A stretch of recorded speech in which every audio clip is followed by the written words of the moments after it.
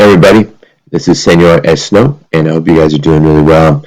And too bad we can't be at school together, but hopefully this thing blows over really soon and be able to see each other next year.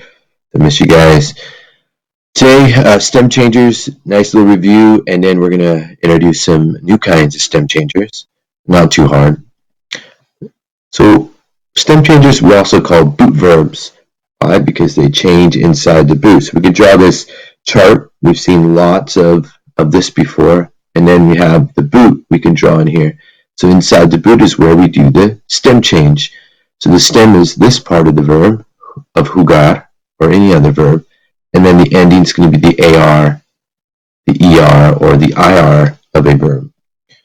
Right, there's venir, it's an IR verb right there. We know jugar is the only kind of UE verb that we have, really. So we've seen this verb a lot. We've used it, talked about it. It means to play a game or a sport. So if I have the verb jugar and I have yo, we know I'm going to look at my chart here that helps me to know how to change. So the first person singular is the yo form, and I change it to an O. So take off the AR, add an O, and then change the U to UE. Why? Because it's inside the boot, so it becomes yo juego. That's to play. So we have yo, juega, stem change, and O. We also have E to IE verbs.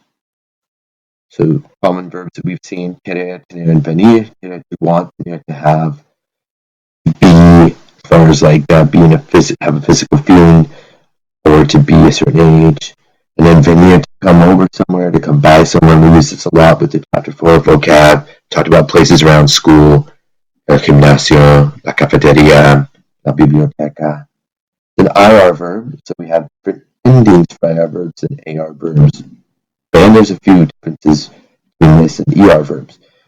So if I have yo querer, it would be yo quiero. Why? Because it's yo here, get the ER off and add an O. It tells me who or what's doing the action. I know you haven't conjugated verbs a long time, but the process is pretty straightforward. We've discussed it a whole bunch. Shouldn't surprise you when we do that. And then tener, ER verb, EMOS. Hey, how come I didn't stem change this? You're right, because it's outside the boot here, not inside the boot, so we don't stem change it. So it's a normal TEN stem, and then EMOS because it's nosotros. And then the ustedes or ellos or ellas, and here EN because it's a third person plural right here. And it stem change, why? Because it's inside the boot. Let's get a little review of stem changers that we've talked about up to this point. So you have two other kinds of stem changers. There's only 4. We have O to UE verbs like dormir. You might have seen this before, but I don't think we've officially talked about it. But dormir means to sleep, and it's an IR verb, like venir is an IR verb, so it has those kind of endings on the end, and then it stem changes where? Yeah, inside the boot, from the O to a UE. So the subject is yo, so I changed the verb to duermo. Why? Because the O tells me who's doing the action. Yo's doing the action, so that agrees. So as we talked about verbs, we said really in the yo form, do I really need to put yo? No, because the O tells me that it's yo. I stem changed it. Why? Because it's inside the boot. So O to UE. To form, tu duermes. ES because it's the to form, stem change because it's inside the boot. El or ella or usted or any other third person thing is duerme. E because it's inside, it's a third person singular and inside the boot, so we stem change it. Dormimos is the nosotros form. IMOS because it's an IR verb, so dormimos is the conjugation of this verb. How come we didn't stem change it?